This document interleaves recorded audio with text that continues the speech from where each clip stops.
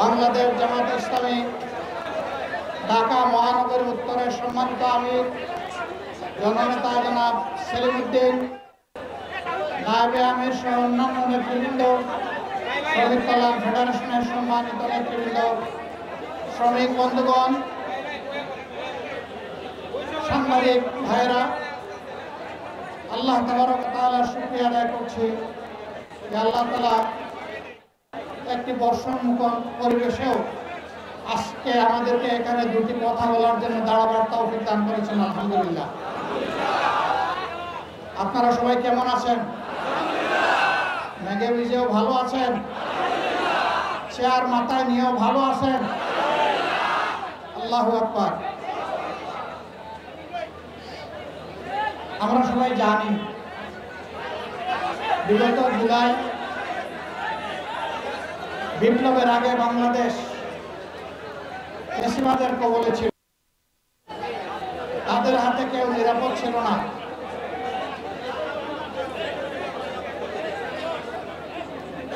তাদের হাতে কেউই নিরাপদ ছিল না। এই দেশকে নিরাপদ করার জন্য এবং ফ্যাসিবাদের হাত থেকে উদ্ধার করার জন্য ছাত্র তরুণ যুবকদের নেতৃত্বে, শ্রমিক বন্ধুদের নেতৃত্বে এই দেশে আপামর জনগণ রাস্তায় নেমে এসেছিল এবং ফ্যাসিবাদের প্রতীক শেখ হাসিনাকে দেশ ছেড়ে পালাতে বাধ্য করেছিল। এই কাজটি এমনি এমনি হয়নি। প্রচুর মানুষকে এখানে জীবন দিতে হয়েছে। আমাদের হাতে হাজার খানেক মানুষের নিশ্চিত ঠিকানা সংরক্ষিত আছে। তাদের মধ্যে 60% মানুষ শ্রমিক, আর সবাই মিলে 40%। এই শ্রমিকদের বেশিরভাগ আবার অত্যন্ত সীমিত আয়ের। তাদের নুন আনতে পান্তা ফুরায়, ভালো করে পেটে ভাত দিতে পারে না, কিন্তু নিজের পরিবারের দিকে তারা তাকায়নি। তারা তাদের একটা মূল্যবান জীবন জাতিকে উপহার দিয়ে দুনিয়া থেকে চলে গেছে। আমরা দোয়া করি এই জুলাই আন্দোলনের যারাই নিহত হয়েছেন জালিমের হাতে, আল্লাহ তাদের সকলকে শহীদ হিসাবে কবুল করুন। সম্মানিত ভাইরা, অসংখ্য সহযোদ্ধা তারা আহত হয়েছেন, পঙ্গু হয়েছেন। আজকে তাদের দাবির জন্য যেদিন জুলাই সনদে স্বাক্ষর হবে পর্যন্ত তাদেরকে রাস্তায় নামতে হচ্ছে। আমি মনে করি এই জাতির জন্য একটি লজ্জাস্কর। আমরা বারবার দাবি তুলেছি, তাদেরকে স্বীকৃতি দিন, সাংবিধানিক স্বীকৃতি দিন তাদের। কিন্তু না, আমাদের ইন্টারিম সরকার তা দেখাতে ব্যর্থ হয়েছে বলেই আজকে তারা সংসদের দক্ষিণ প্লাজায় অবস্থান নিয়েছিল। আমরা শুনেছি এখন সরকার এই বিষয়টা গুরুত্ব সহকারে নিয়েছেন, কিন্তু এর মাঝে কিছু অসুন্দর কাজ হয়েছে কিনা আমি নিশ্চিত না। যদি হয়ে থাকে তাহলে আমি ব্যথিত, দুঃখিত, লজ্জিত। এই যারা জালিমের হাতে মার খেয়েছে, আজকে ইন্টারিম সরকারের পুলিশের হাতেও যদি তারা মার খায়, এ লজ্জা আমরা কোথায় ডাকবো?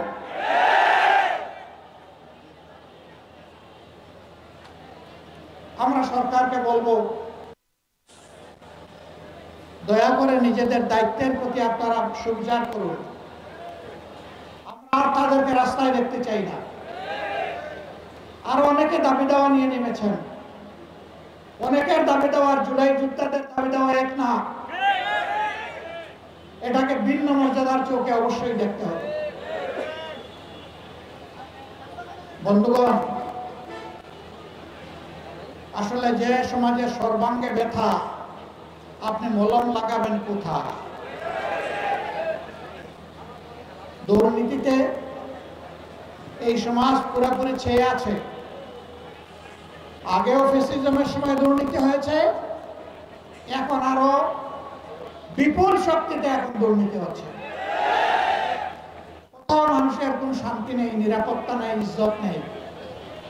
প্রতিদিন চাঁদাবাজি, এইটা সেইটা কেন্দ্র করে অহরহ মহৎ হচ্ছে, দুর্ঘটনা ঘটে চলছে। এর তো সমাপ্তি অবশ্যই হতে হবে। কে করবে এই সমাপ্তি? যারা নিজেরা ধৈর্য ধরে দায়িত্বশীলতার পরিচয় দিচ্ছে, যারা দেশের মানুষকে নিয়ে আগামীর একটি নতুন বাংলাদেশের স্বপ্ন দেখে, তারাই কেবল পারবে এই যন্ত্রণা থেকে জাতিকে মুক্ত করতে। আমরা একটি নিপীড়িত সংগঠন, আমাদের সাথে যে আচরণ করা হয়েছে, এই পাক ভারত উপমহাদেশে কারোর সাথে সেই আচরণ করা হয়েছে? বাংলাদেশের ইতিহাসে কারোর সাথে সেই আচরণ করা হয়নি। এক এক করে আমাদের 11 জন নেতা সহ হাজারো সহকর্মীকে হত্যা করা হয়েছে।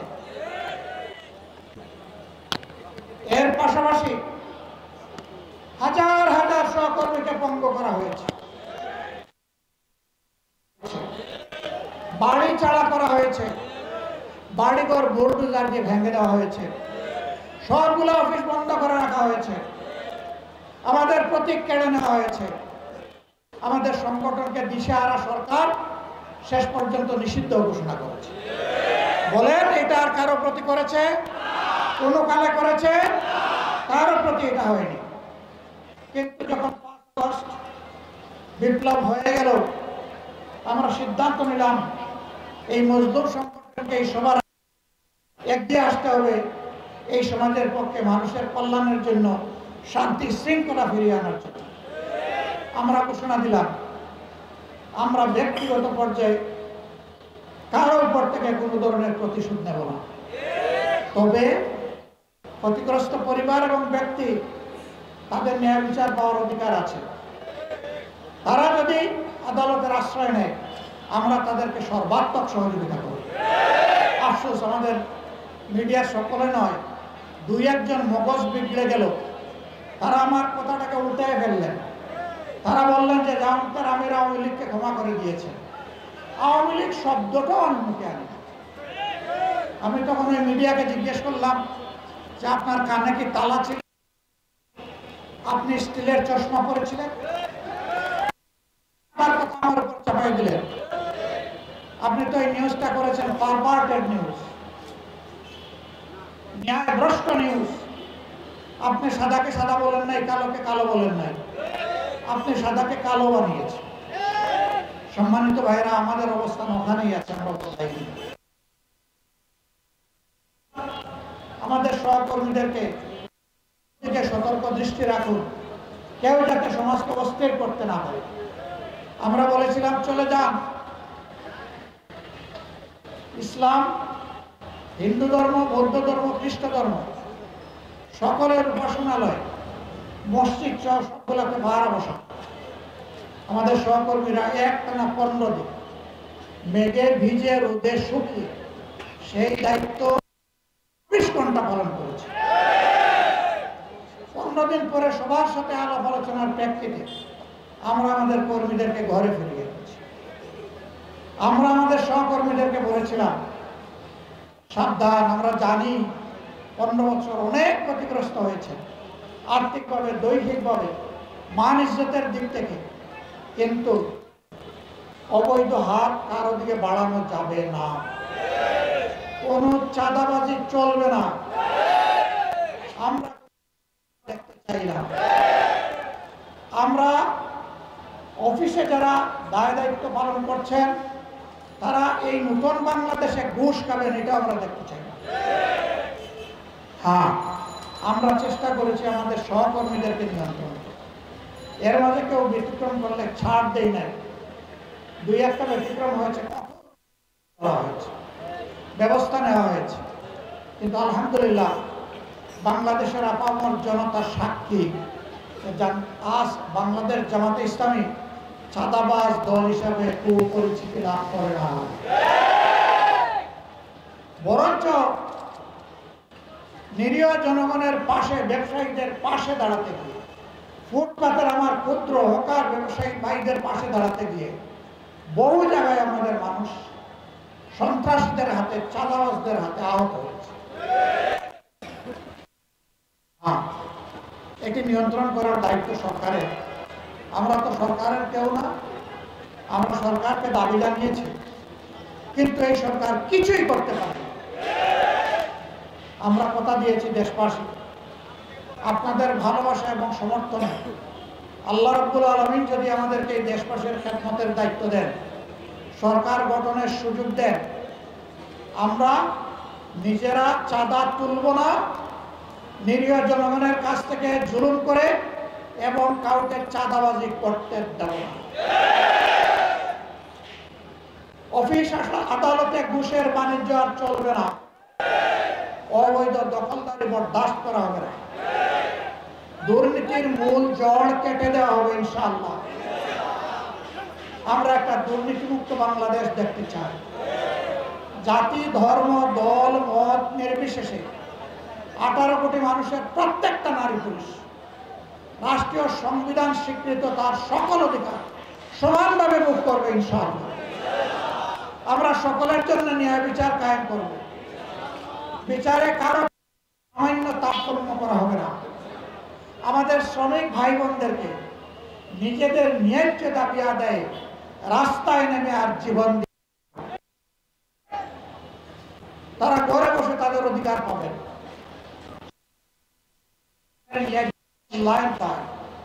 তাহলে মালিকরাই উপকৃত হবে।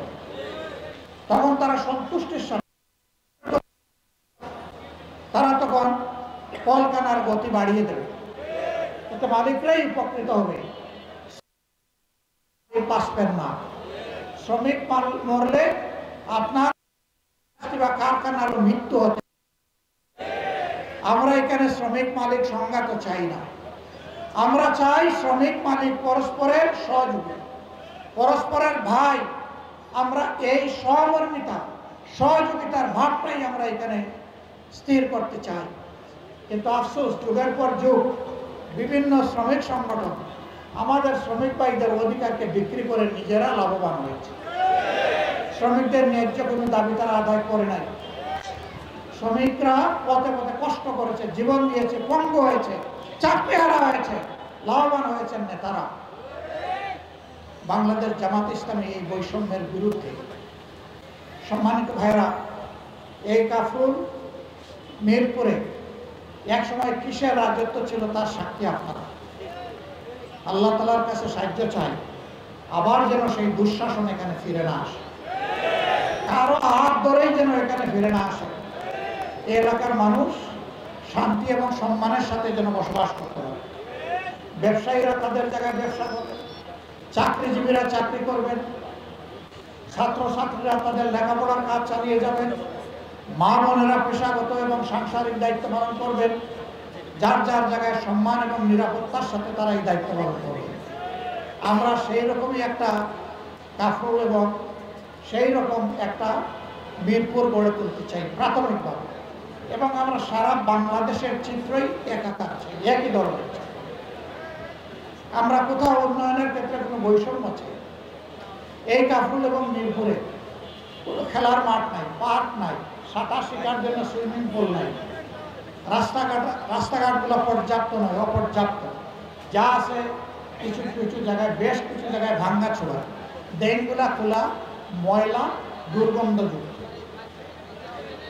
এটা শুধু মিরপুরের কাফরুলের দৃশ্য না, এটা আমাদের আধুনিক তিলোত্তমা ঢাকার দৃশ্য।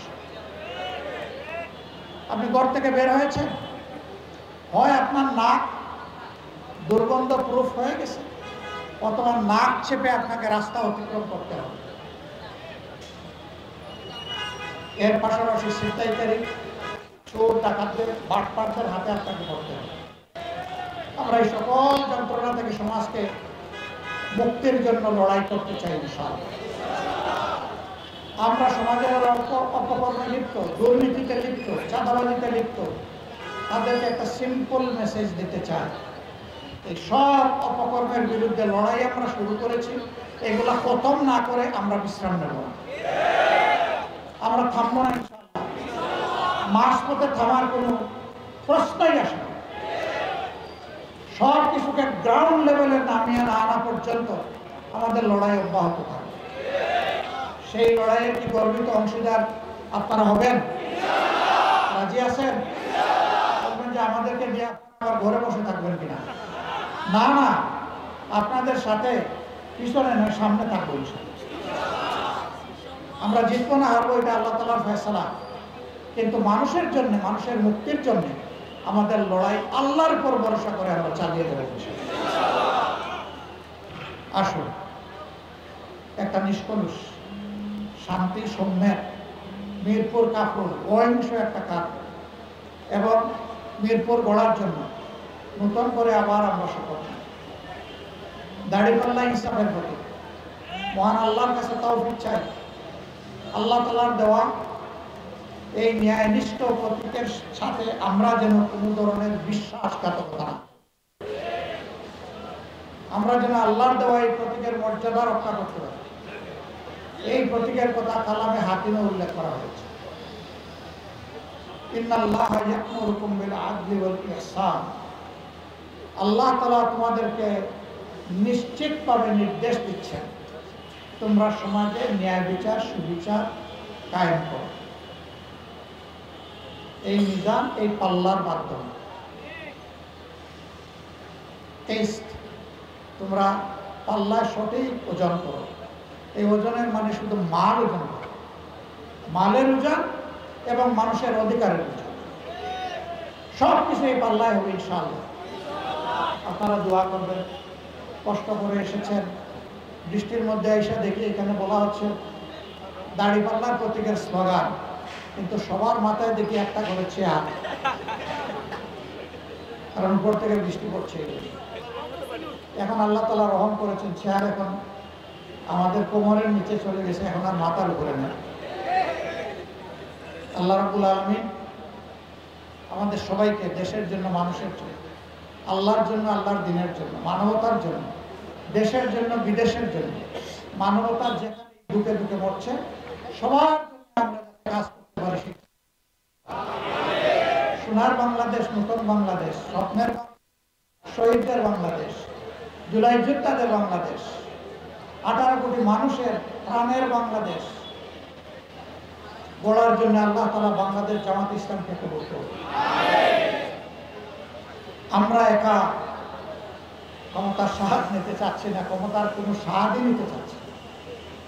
আল্লাহ যদি সরকার গঠনের সুযোগ দেন, আমরা ইনশাআল্লাহ সবাইকে নিয়েই করব। এমনকি নির্বাচনে যারা আমাদের বিরোধিতা করবে তাদেরকে বলবো, আসে এই মূলনীতির ভিত্তিতে আমরা দেশটাকে দুর্নীতি নির্মূল করে একটা সুন্দর বাংলাদেশ, দুর্নীতিমুক্ত বাংলাদেশ গড়তে চাই। আপনারাও আসুন যদি এই নীতির সাথে আপনারা একমত হন।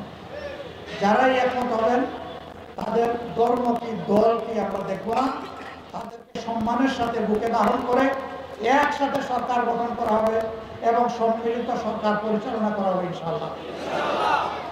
সেই দিনটির জন্য আল্লাহর দরবারে কামনা করে আপনাদের সবার প্রতি গভীর কৃতজ্ঞতা এবং ধন্যবাদ জানিয়ে বিদায় নেওয়ার আগে দোয়া করি আল্লাহ তাআলা আপনাদের হায়াতে, সিহাতে, আপনাদের ইলমে আমলে, ইজ্জত এবং রিজকে বারাকা দান করুন।